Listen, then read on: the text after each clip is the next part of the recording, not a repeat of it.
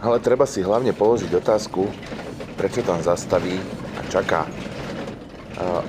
Dovolím si ukázať jeden príklad z mojej obľúbenej linky, kde každý boží deň, minimálne jedno kolo, bol vždycky problém.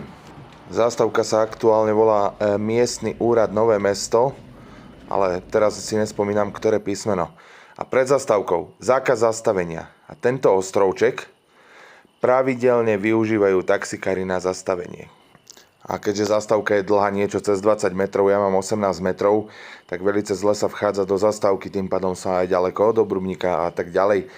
Ale posledný krát, čo sa mi to stalo, tak stál v tom ostrovčeku taxikár, ja som začal samozrejme trúbiť, že teda nech mi uhne, nech môžem vojsť. A akurát do toho taxiku nastupoval pánko, asi s 5-6 ročným chlapcom a povedal mi, aby som na sebe vykonal akt rozmnožovania.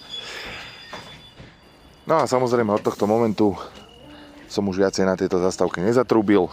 Zastávku som vždy obslúžil, ako to bolo možné.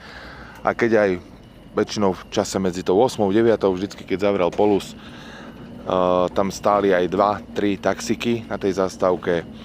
Obslúžil som ich buď z cesty, alebo ako mi to možnosti umožnili. A tuto je ten dôvod, že není to o taxikároch, ale aj o cestujúcich. Keď ten taxikár nevie povedať, že haló, objednajte si to nejak rozumnejšie alebo inde, tak bohužiaľ cestujúci sa to nenaučí.